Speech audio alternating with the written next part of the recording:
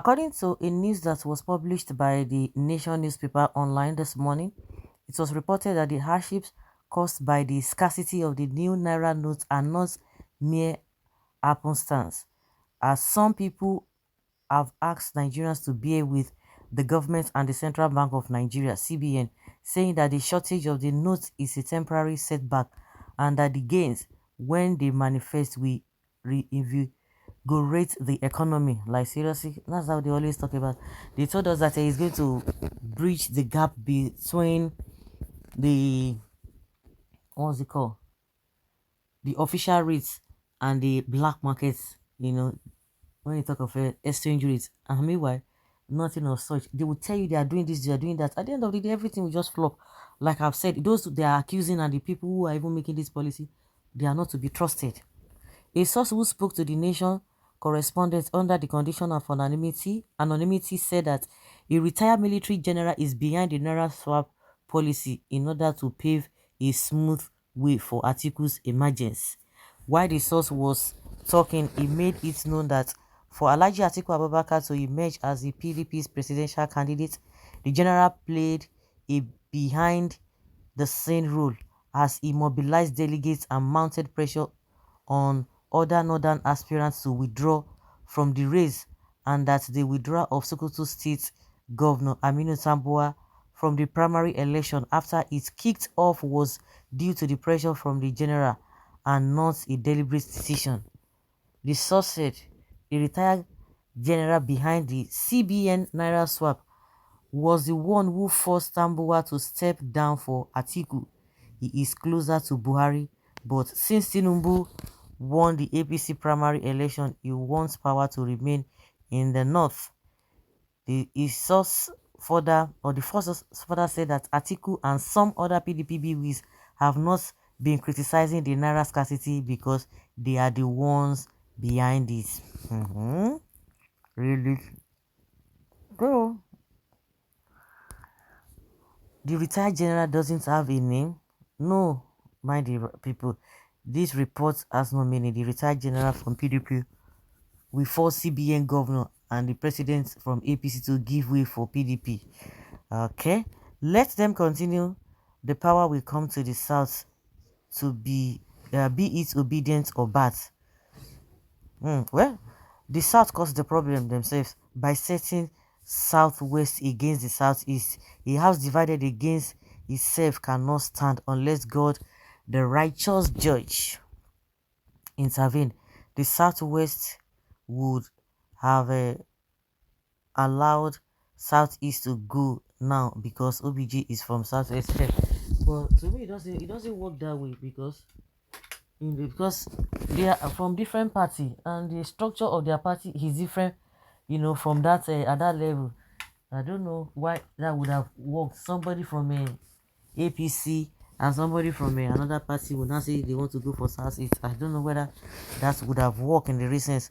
No amount of propaganda will stop the North from voting Atiku.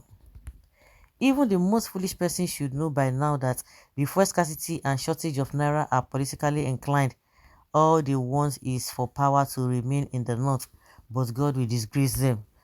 Concussions of Tinubu's newspaper, the APC runs the federal government, the CBN is run by an APC member, and Buhari, the president, is APC. Now, how has the newspaper find rationalization to conclude it is PDP that is behind currency swap?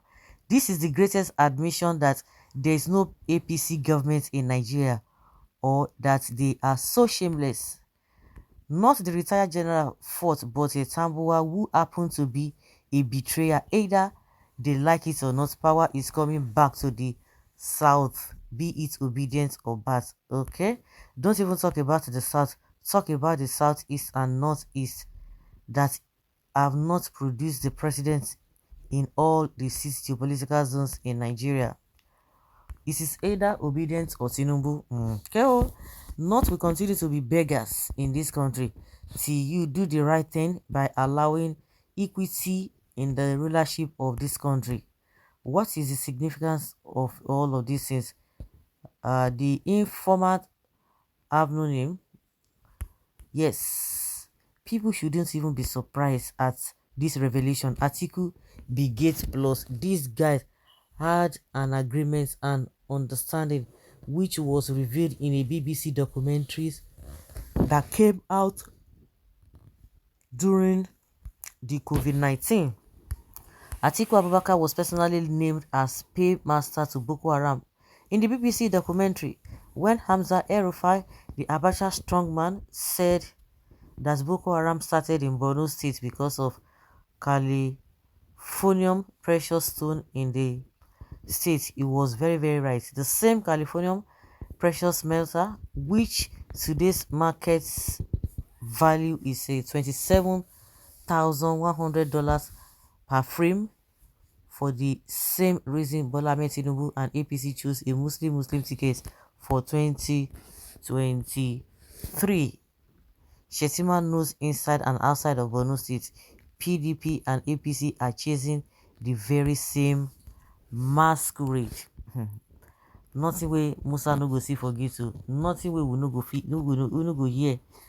Of course, they have been saying it is Atiku, it is this and that, but I think there's a place I saw where El-Rufai said, oh, it is not a Atiku that the Kaba wanted a particular person.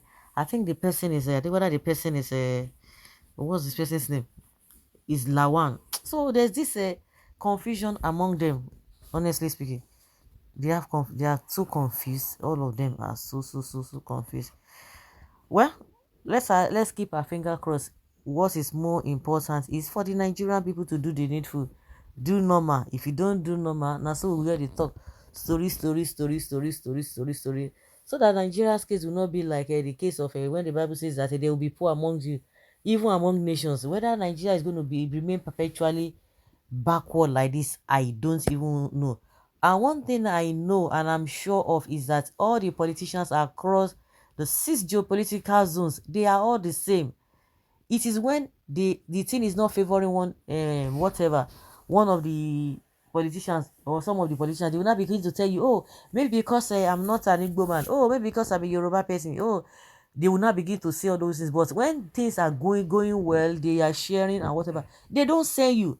All these evil politicians, we have them across the country, across the zones. They are there, across regions, they are there manipulating their people, working against their people in their own region. But they will still come together. Once they don't align, they will begin to set the masses against themselves. That's just the way I see it. So all this blame game, it helps nobody unless Nigerians themselves do the needful. But unfortunately, Nigerians across board are not cooperating because they've been divided along many sentiments. So guys, leave your comment down there below and let us have your take.